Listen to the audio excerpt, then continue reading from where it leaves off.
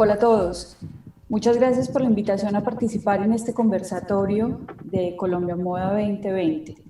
En el mundo estamos viviendo un reto que es histórico. El 80% de la población nos hemos encerrado y muchos de esos porcentajes hemos pasado casi 4 meses cambiando nuestros hábitos, cambiando nuestra manera de relacionarnos, convirtiendo el universo digital en una extensión muy clara de nuestro universo analógico y construyendo a partir de ahí el cómo vemos y sobre todo cómo desarrollamos el contexto que nos rodea. Hoy para el conversatorio de analizar estos temas contamos con la participación de Claudia Fernández. Eh, Claudia es doctora en diseño y creación, es máster de arte y diseño o arte en diseño y es diseñadora industrial. Es docente investigadora de la Universidad Pontificia Bolivariana, coordinadora del ciclo disciplinar de diseño de vestuario, es coordinadora también de la línea de doctorado en estudios de diseño de la misma universidad y tiene un amplio recorrido desde lo que tiene que ver con el cuerpo vestido y la prenda y por eso es tan pertinente y nos parece relevante su participación. También está con nosotros Luz Mercedes Sáenz, que es diseñadora industrial de la UPB, es magíster en ergonomía de la Universidad de Concepción en Chile, coordinadora del grupo de investigación de estudios en diseño, docente de la Facultad de Diseño Industrial y ha trabajado ampliamente los temas relacionados con la ergonomía en el proceso de diseño. Entonces, como ven, tenemos dos personas de un recorrido muy amplio en el diseño, con una participación y una mirada que nos ayudará a comprender de alguna manera lo que está pasando en el mundo y cómo la respuesta del diseño empieza a generar particularidades a partir de esto que tenemos hoy. Gracias por acompañarme, bienvenidas. Yo quiero empezar haciendo una pregunta que creo que todos los diseñadores, todos los desarrolladores de producto, todos, incluso los que están planteando que su sector productivo vive desde el diseño, desde el producto, creo que es la pregunta natural y es, ¿qué planteamiento se está haciendo el diseño? Y cuando hablo de diseño específicamente, hacemos puntualidad en el diseño industrial y por supuesto en el diseño del vestuario, de lo que hoy se está convirtiendo en los nuevos requerimientos para el uso de las prendas. Hemos modificado hábitos, incluso los que hemos pasado 4 meses en confinamiento o en distanciamiento, e incluso hemos recurrido a materiales que antes estaban subvalorados para el tema de la etiqueta o la postura social. Y empezamos a entender que la transmisión de carga biológica o la transmisión de la viralidad se puede volver un elemento restrictivo en las prendas, porque las portamos sobre el cuerpo, y en los objetos que nos rodean o en esa cultura material, porque son los elementos más cercanos de interacción que podemos tener.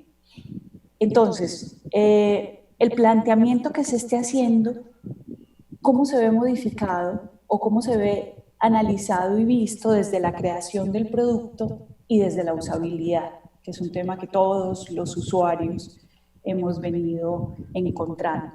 No sé, Claudia, empezamos contigo. ¿Qué nos puedes contar? Bueno, primero que todo, pues muchas gracias por la invitación.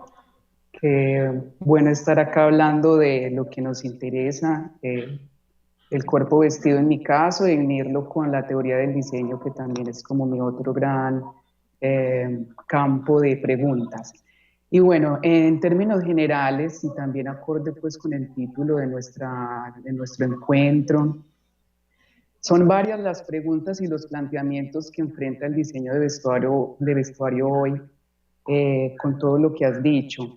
Y estas preguntas se dirigen a varios focos, uno podría decir, se dirigen tanto a la relación del vestido con el entorno, a su intrínseca relación con el cuerpo, el vestido y el cuerpo, y las podemos observar desde nuestra individualidad, nuestra subjetividad, nuestra relación con el otro, con la comunidad, con la sociedad ampliada. Y el diseño ha de revisar entonces qué sucede en esos espacios de lo individual y lo colectivo desde puntos de vista que son, podríamos decir, anatomofisiológicos, que tienen que ver con con ese deber ser biológico del cuerpo, ¿cierto? Pero también simbólicos. Desde estos primeros que les menciono, como estos aspectos anatómicos y fisiológicos, como ya lo hemos estado experimentando, los requerimientos para el diseño del vestir se vuelcan a la protección frente a un entorno que oculta peligros invisibles, a un aislamiento del cuerpo, el contacto directo con otros cuerpos y con los rastros dejados por esos cuerpos. Se relaciona obviamente con la desinfección. Pasemos a la diapositiva siguiente. La diapositiva, bueno, no la que aparezco yo, esta es la presentación que ya vimos. Y vámonos a la de esta mascarilla que vemos acá. Vemos, esta mascarilla nos sirve para ilustrar estos aspectos que les estoy diciendo de la desinfección. El diseño se está dirigiendo a la búsqueda de superficies antibacterianas, higiénicas, biocidas, por medio de tecnologías de recubrimientos, de texturizados superficiales, de encapsulados, de aditivación de materiales que le permitan aplicar la estrategia más adecuada para cada tipo de producto, porque hablar de vestuario es un asunto muy amplio. Y también en función de esos requerimientos que tendrá determinada prenda en ese contacto con el cuerpo o en esa relación que les decía con los otros. Y sobre todo en términos de la ocasión de uso. Pasemos a la siguiente diapositiva, por favor. La ocasión de uso también dirá todo lo que necesitamos adicionarle a una determinada prenda. Y bueno, también observamos que el incorporar esta cantidad de prestaciones a las prendas a veces también nos lleva a unas preguntas de, pues, si estará acorde con nuestra cotidianidad. Pasemos a la siguiente diapositiva, por favor. Porque son muchas las respuestas que podría dar el vestuario, ¿cierto? El vestuario con una gran cantidad de prestaciones podría estar dirigido a ciertos trabajos donde se enfrenta alto riesgo. Por eso este traje que vimos al inicio del brote de la pandemia, que fue usado por Naomi Campbell en un aeropuerto que vemos aquí, se consideró exagerado, pues estaba reservado solo para el personal médico, pues llevar todo el mono, guantes y además toda esta parafernalia.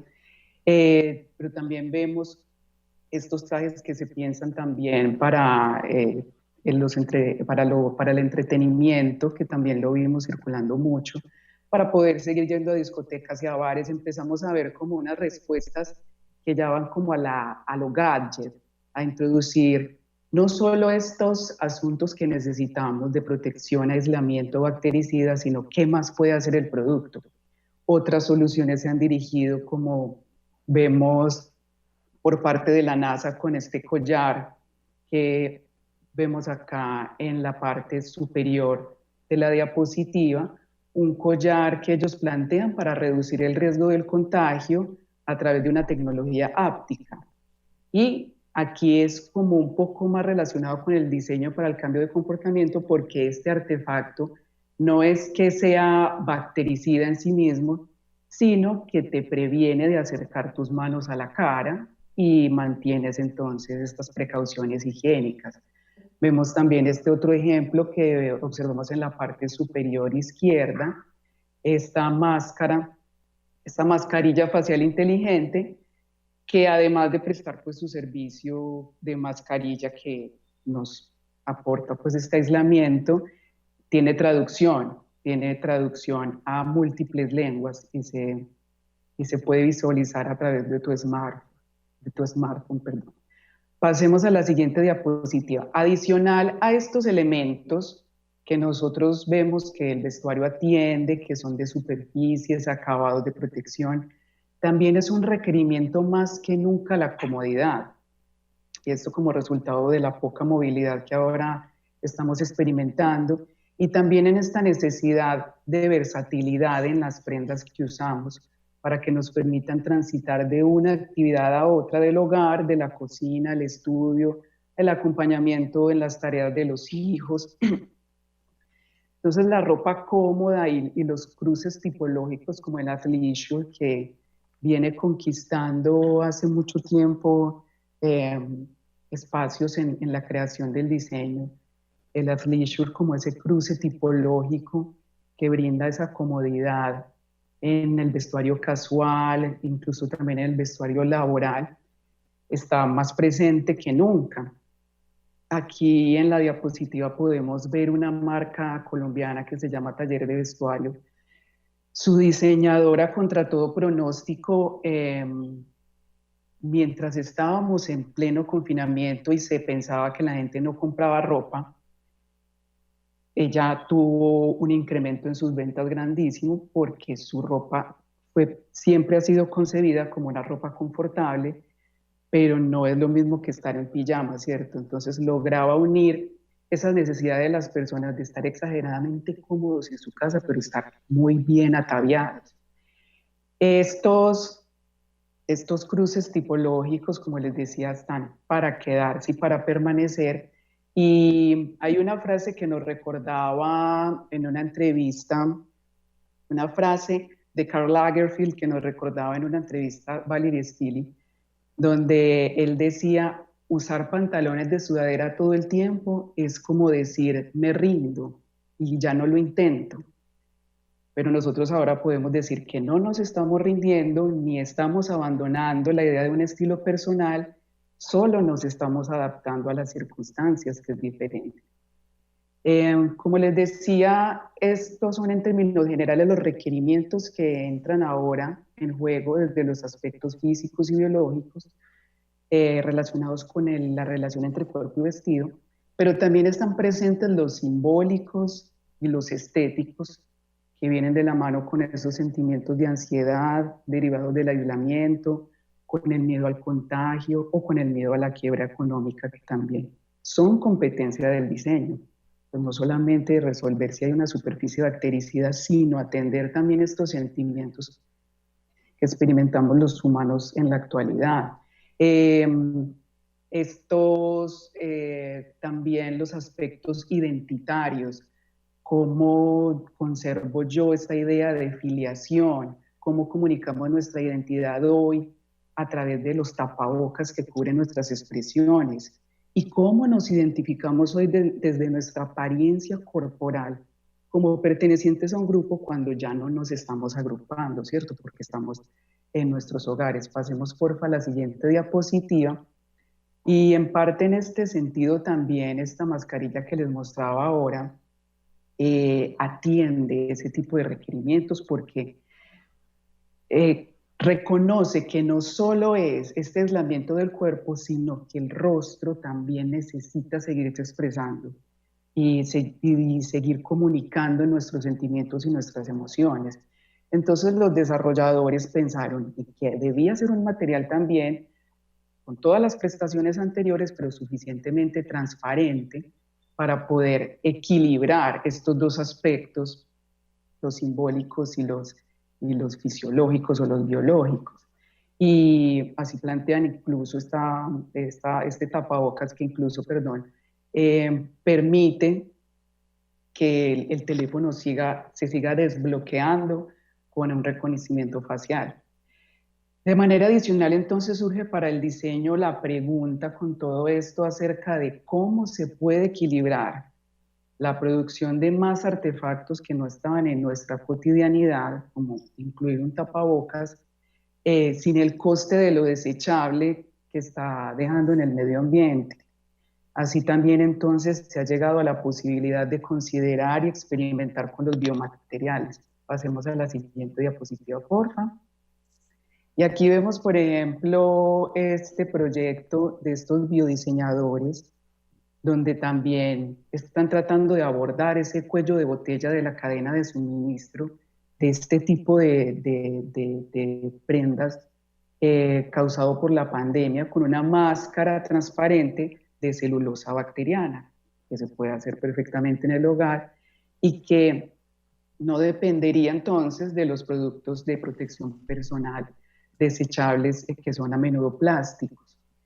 Y ya el objetivo de este proyecto, por ejemplo, es prescindir de eso, pero también demostrar que este tipo de elementos pueden ser accesibles. Ahora el reto de ellos consiste en volverlo más transpirable y también tienen pues un plan para ello, que consiste en colocar unas partículas de cera en la superficie de crecimiento de esta celulosa y obligar a las bacterias a tejer a su alrededor, de modo que podamos conseguir dicha transpirabilidad. Y hasta aquí mi intervención desde el diseño de vestuario. Clau, muchísimas gracias. O sea, es claro que por primera vez, o por primera vez no, estamos viendo la profundización del diseño centrado en el hombre y sus necesidades estratégicas. La funcionalidad cobra sentido, pero las otras características empiezan a acompañar el tema para poder emocionalmente completar cómo se hace la construcción de la prenda. Ahora, Luz Mercedes, desde el diseño industrial y desde la ergonomía, ¿cuál es tu mirada?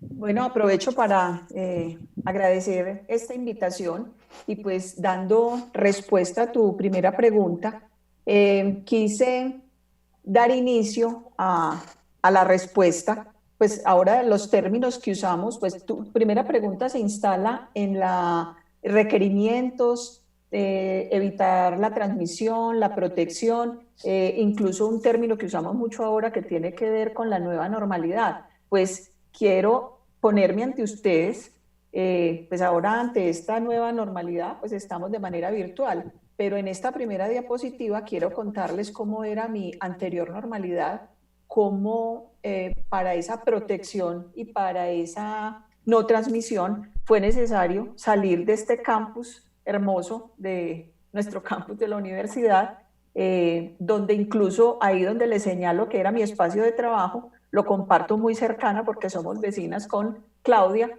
Este es el espacio, estamos instalados en una escuela de arquitectura y diseño, de manera especial pues desde diseño industrial y de diseño de vestuario, nosotras en este conversatorio, Margarita también desde diseño de vestuario, el grupo de investigación de estudios en diseño y la línea de investigación en ergonomía y diseño.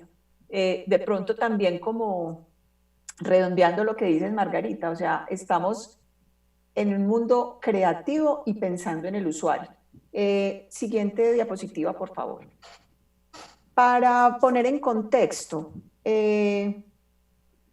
Margarita enuncia como unas características. Yo quiero empezar incluso de manera muy breve recordando en la definición de diseño cómo hay unos elementos muy importantes de nuestro quehacer como diseñadores. Primero, que es un proceso estratégico de resolución de problemas, sobre todo para que lo vamos instalando en esta realidad que tenemos ahora. Hay unos problemas por resolver, que tiene que ver y que conduce con la calidad de vida a través de productos, sistemas, servicios y experiencias. De hecho, estamos aquí en este momento, tres diseñadoras, trabajando en el ámbito del vestuario, en el ámbito del producto industrial. Nos faltarían otras formas de expresión que serían el diseño gráfico, incluso también la arquitectura, que es parte de nuestro medio en la escuela, y que el diseño industrial también cierra la brecha entre lo que es posible y no es posible. Siguiente diapositiva. También el diseño, además de ser, siguiente diapositiva porque creo que hay un error, está repetida, el diseño podemos hablar de que es una profesión transdisciplinar porque aprovecha la creatividad para resolver esos problemas y co-crear soluciones, que luego vamos a ver que también uno de esos requerimientos que se presentan hoy en día es la necesidad de trabajar juntos. Entonces hay unos criterios que son de diseño, pero hay otros de cómo nos comportamos en relación con los otros. Y sobre todo que el diseño reformula los problemas como oportunidades. Siguiente diapositiva.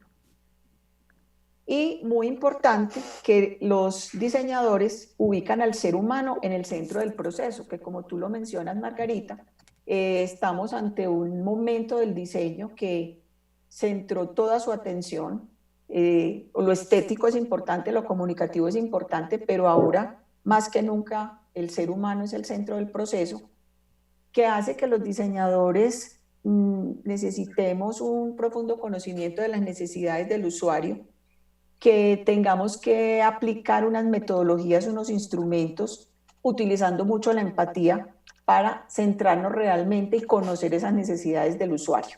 Siguiente diapositiva.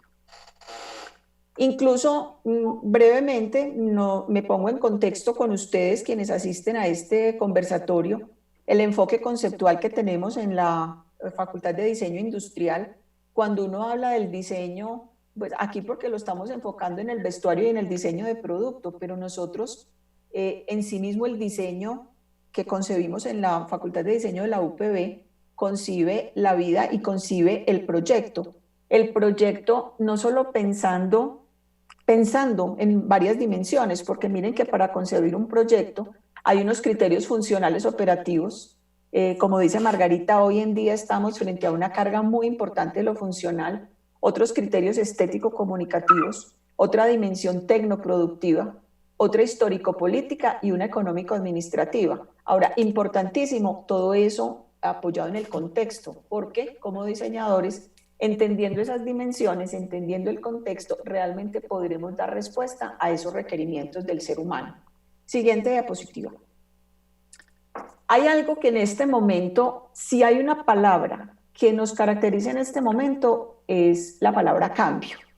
Porque, como pueden ustedes leer, hay cambio en los hábitos de consumo, estamos comportándonos y haciendo, como tenemos unos hábitos ahora que tal vez no lo hacíamos de la misma manera, el lavado de manos, el distanciamiento, el uso de guantes, la limpieza de las compras. ¿Cuándo concebía uno que tenía que limpiar el mercado cuando volvía a la casa?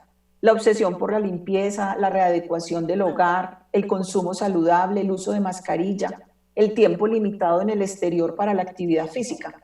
Entonces, ese cambio finalmente se ha traducido en un cambio en el comportamiento de las personas.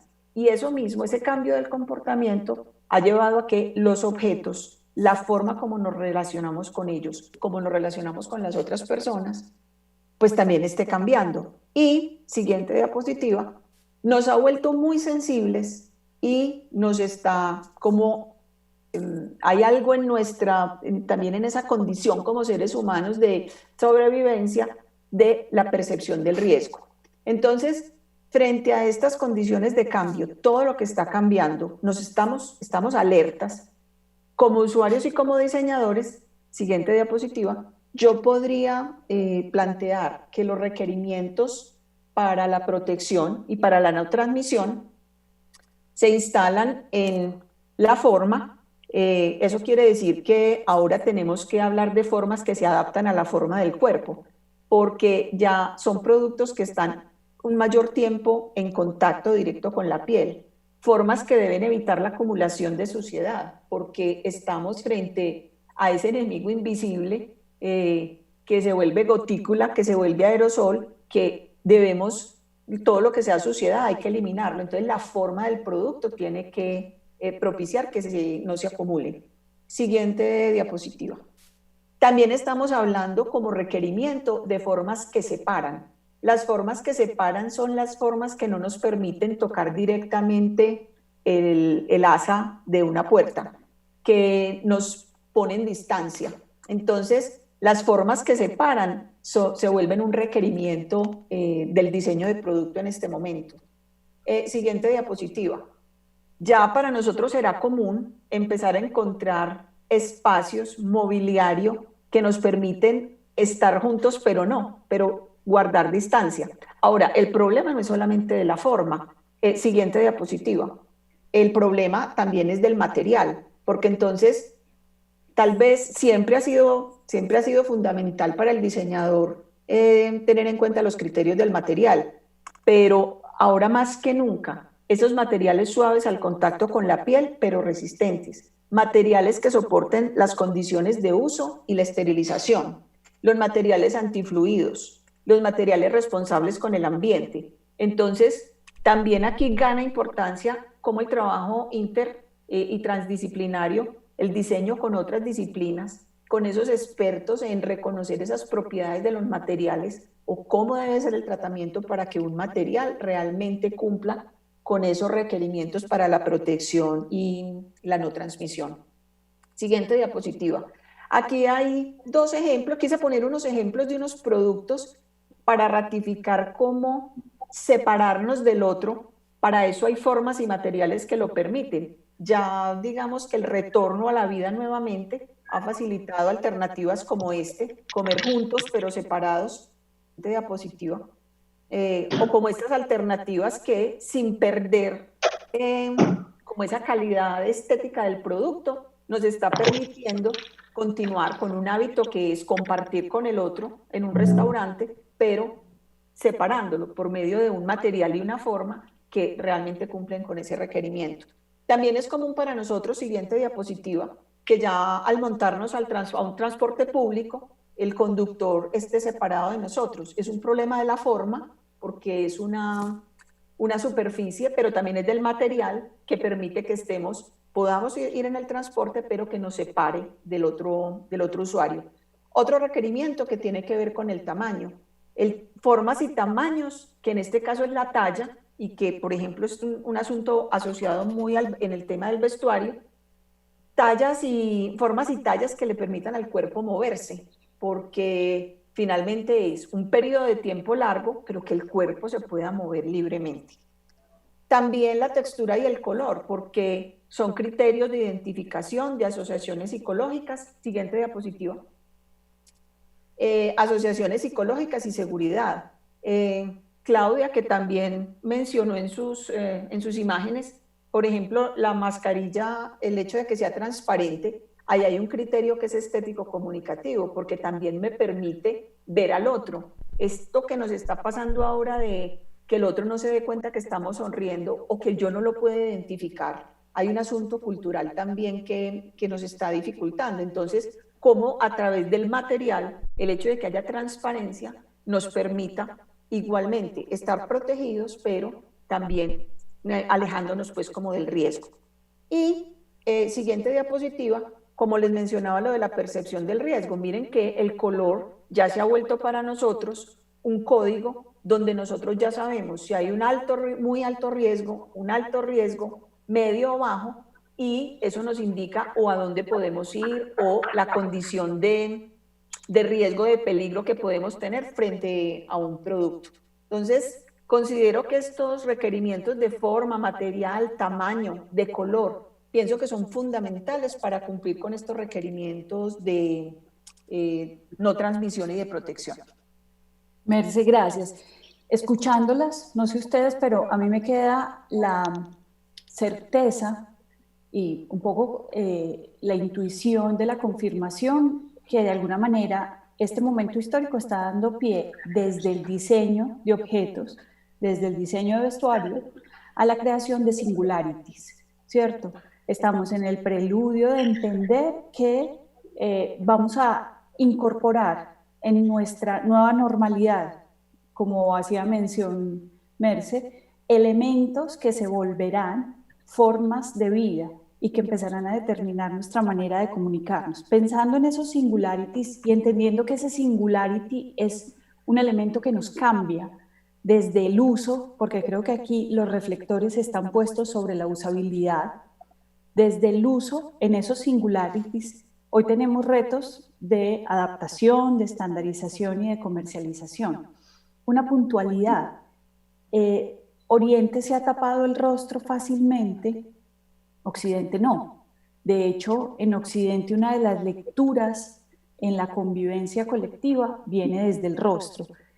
¿Qué pasa con esas disciplinas? Por ejemplo, los procesos creativos, los procesos vistos desde la ergonomía.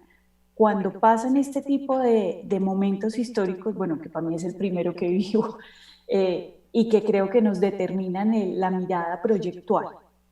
No sé, Merce, si quieres unir un poco con lo que estabas diciendo ahora, con lo que estabas hablando. Sí, pues pasamos a la siguiente diapositiva, por favor. Cuando tú hablas de pues esos tres conceptos, adaptación, estandarización y comercialización, y cómo estas disciplinas como la ergonomía y todas las disciplinas creativas, cómo podemos contribuir. Yo quiero poner en contexto para nuestros compañeros asistentes hoy al conversatorio, que la ergonomía desde esa visión holística, porque como esa condición de ergonómico que nos ha vendido el comercio ha sido muy solamente como desde la forma que se adapta a la forma del cuerpo, pongo en contexto aquí la ergonomía como un sistema que necesita tener en cuenta el usuario, la persona que usa el producto o la máquina, pensado pues desde el punto de vista laboral, y el contexto o el entorno. Porque claro, nosotros estamos ante un momento centrado en el usuario. Aquí aparece, por ejemplo, una condición importante de la ergonomía que es antropocéntrica, su centro, su punto de partida es el usuario. Es sistémica porque no solamente es el producto, es también el contexto en el que se usa, también los hábitos de la persona. Entonces, esa condición de sistémica empieza a ser muy importante. Y también la condición que les mencionaba ahora, la interdisciplinariedad. Entonces, visto desde ese punto de vista, para que, valga la redundancia, para que nos pongamos en contexto, la ergonomía como desde esa mirada holística, que no solo nos ve desde lo físico, lo cognitivo, lo social, también desde lo organizacional, y muy en relación con el diseño, porque la ergonomía y el diseño comparten eso, una mirada sistémica. Necesitamos entender esos componentes del sistema, el usuario, el producto, el contexto, la actividad que realizan, tanto la ergonomía como el diseño lo hacen. Entonces, yo ahí respondería a esos tres planteamientos que tú haces, siguiente diapositiva, porque es que entonces tú dices, bueno, ¿se puede dar la adaptación? Sí, en este momento incluso es que no es excusa, es que es una necesidad, es una prioridad. La adaptación debería darse desde lo anatómico, como normalmente conocemos esos productos ergonómicos, pero también desde lo antropométrico, porque la medida, pero también desde lo biomecánico por el movimiento, también porque debemos entender las formas de hacer de los otros o la forma de hacer del usuario. El diseñador se anticipa y también como diseñadores podemos lograr esa adaptación teniendo en cuenta los criterios que favorecen al medio ambiente. Entonces, desde ese punto de vista, yo le doy un visto bueno y que la adaptación, claro, es posible. ¿Qué me parece difícil? Cuando tú, por ejemplo, planteas la estandarización, porque, claro, la estandarización en términos de diseño es necesaria, los procesos de producción, la normalización, eso es un hecho, debe pasar, pero la estandarización empieza a ser difícil por la variabilidad humana. Ahora, como seres humanos, tenemos algo en común, estamos todos frente a un mismo riesgo, pero esa variabilidad de las necesidades humanas, por muchas razones, por las características físicas, digamos, por el nivel socioeconómico. Entonces, la estandarización me parece un poco más difícil. Como diseñadores es un reto, tiene que pasar en términos de los productos, de los procesos, pero por eso también en la imagen se los pongo como un interrogante, porque la estandarización es difícil. Y la comercialización, por supuesto, también, y es un momento en el que debe pasar, pero con una condición, y es que llegue a todos. Entonces, estos tres digamos, conceptos que se dan en este momento tan especial de la historia, los considero desde ahí, como que es posible la adaptación teniendo en cuenta estos criterios que hago mención. La estandarización, hay que tener en cuenta la variabilidad humana, y la comercialización, por supuesto, pero que llegue a todos. Es muy interesante cómo confluyen los tres conceptos, mostrando sus limitantes, por supuesto, y la intencionalidad, y esto abre pie a una discusión que también hoy se está dando en el ámbito internacional, que es el famoso lujo de distanciamiento. O sea, cómo podemos empezar a diferenciar ya no el lujo por el poder y la adquisición, sino el lujo por la capacidad que tengo para tener objetos hechos a medida, con unos niveles de confort muy altos y que me permiten además tener esa imposibilidad de adquirir cualquier virus o de infectarme de cualquiera de estos elementos. Claudia, desde la mirada de diseño de vestuario, y puntualmente con la particularidad que a mí me llama la atención el hecho de taparse el rostro. No hay nada más incómodo que una mascarilla dentro de lo que hemos visto en el mercado, ¿cierto? ¿Cómo hacer que un niño tenga una mascarilla todo el tiempo para que esté seguro? El vestuario, ¿cómo se plantea estos asuntos? Bueno, pasemos a la diapositiva siguiente, porfa. Tú nos decías algo ahorita y claro, para Occidente es muy raro cubrirse el rostro. Llevar el rostro cubierto desde su cotidianidad ha sido siempre un asunto de quiebre, tanto que recordar que debemos ponernos el tapabocas para salir es un ejercicio de memoria y de conciencia que tenemos que hacer constantemente.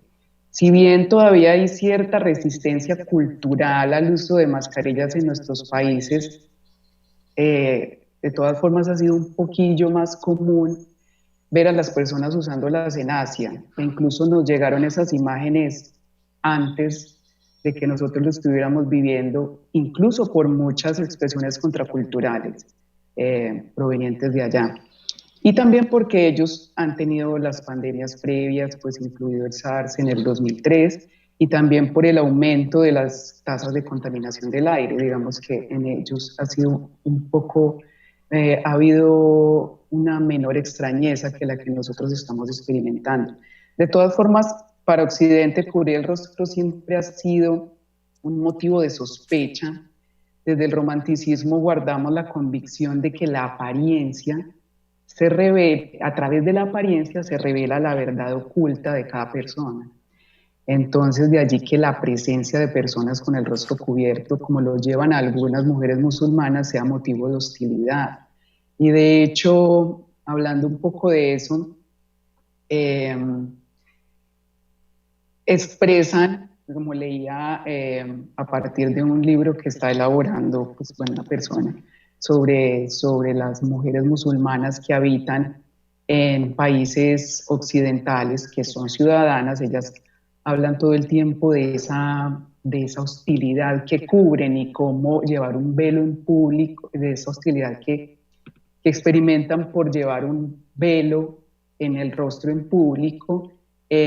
Hablan de un acoso callejero islamofóbico todo el tiempo, ¿cierto? Racista, sexista, pero que en la actualidad, ahora que todos llevamos la cara cubierta, afirman estas mujeres que hay una marcada diferencia en la forma en que las perciben. Ya nadie las está mirando mal por llevar la cara así, sino que de repente todos lo entienden, dice. Superada esta, pasemos a la siguiente diapositiva, por favor.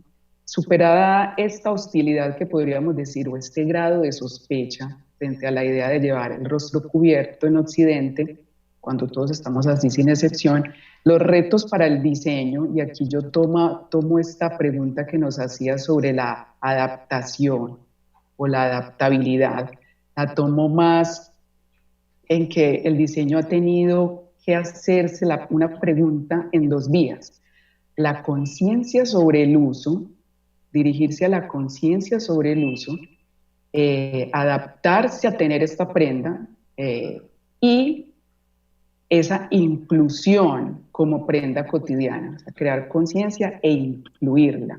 Y como todo artefacto que entra en contacto directo con nuestro cuerpo, debe atender también, como decía en la pregunta anterior, los aspectos funcionales, los operativos, pero también los estéticos, los simbólicos y los comunicativos.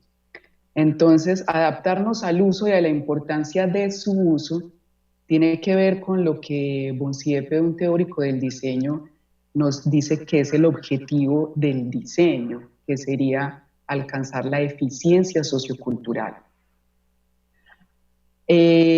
Así, entonces, para conseguir esa inclusión como una prenda cotidiana que no tiene precedentes para las generaciones actuales, porque sabemos que su uso cotidiano más reciente fue hace 100 años, el diseño debe guiar su propósito hacia la aceptación social y cultural, esto es clave, de la mano con el discurso médico. Por eso se ha generado lo que en algunas partes han denominado una mask culture, una cultura de la máscara. Hay que crear la cultura. Y la manera más eficiente, sin duda, ha sido por dos vías. Una, la de volver los tapabocas un signo de actualidad, que bajo el mecanismo del fenómeno de la moda, o sea, que el mecanismo del fenómeno de la moda es coger un conjunto de valores y dispersarlos a gran escala. Al poderlos diseminar, nosotros podemos volverlo, podemos introducirlo en la cotidianidad. Y una segunda vía es como una forma de expresión de identidad, que es una de las funciones primordiales de la vestimenta. Dentro de este conjunto de valores que les decía que el mecanismo del fenómeno de la moda en sí colabora grandemente, estarían aquellos que nombramos anteriormente, es decir, pues eh, atributos específicos, pero, pero no necesariamente siempre son asuntos determinados por un material o un atributo tecnológico o una forma en específico, sino lo que el objeto en sí mismo representa. Esos son los valores que empiezan a dispersarse o que están empezando a dispersarse para que se dé esa adaptación a su uso. Entonces, la mascarilla en sí misma hoy está simbolizando esta época. Es, como decía, un signo de nuestro presente, este presente que podríamos decir enmascarillado. Se puede llegar a extender más allá de la pandemia también, ¿cierto? Entonces, como también nos dice Valerie Stili, el hecho de que estén de moda también nos ayuda porque es una buena manera de normalizarlas, de decir que no hay que tener miedo, solo necesitas ser parte de esto, es como un mensaje que mandan los tapabocas. Los antropólogos médicos también dicen que son una forma para que los usuarios expresen su mentalidad cívica y su preocupación por el bienestar de la comunidad. Una manera de decir que todos estamos juntos en esto y por eso es clave, y esto es clave, perdón, porque va más allá de que creamos o no en su uso como elemento de protección. Es también un elemento de filiación y un elemento de empatía. Usar mascarillas a juego con la ropa que uno lleva, como vemos que es como una tendencia actualmente, o que sea de animales o que sea de muñecos, se afirma es también una manera de reducir la ansiedad que provoca usarlas y ver en la mascarilla médica y no ver esa mascarilla médica más bien con sus ineludibles connotaciones hacia lo clínico, ¿cierto? Vayamos a la siguiente diapositiva. Pero asimismo, como se introduce en la cultura como vía para transmitir valores relacionados con la protección y con la sensación de calma, también estamos viendo que los tapabocas, como ha acontecido en algunos lugares como Estados Unidos, ha sido la prenda o el accesorio que simboliza la lucha por la libertad personal. Y vemos también cómo grupos de personas se manifiestan en contra de las órdenes de su uso, argumentando que tienen derecho a decidir sobre sus cuerpos. Entonces, en última instancia, desde allí es donde veo el gran reto para el diseño para redondear. Cómo introducir este nuevo artefacto vestimentario a lo social y hacia lo cultural para que podamos efectivamente convivir ya con él diariamente. Bueno, Claudia, muchísimas gracias. Creo que nos quedan muchos interrogantes sobre la mesa. Creo que no solamente en el universo del diseño, sino que esto hay que llevarlo al mundo del negocio. Y el sistema moda hoy está ávido de entender, más allá de hacer trajes que sean de bioprotección, hacia dónde vamos a llegar y cómo vamos a constituir estos elementos de los que ustedes hablaron sobre la nueva normalidad. Gracias por haber participado en el conversatorio. Desafortunadamente se nos ha acabado el tiempo, pero creo que hemos dejado muchas posibilidades porque estos 6 meses han sido reveladores y los años que vienen en adelante van a ratificar muchos de los elementos que hemos planteado y construirán a partir de esto que estamos diciendo cómo desarrollar las nuevas posibilidades. Mil gracias por la participación.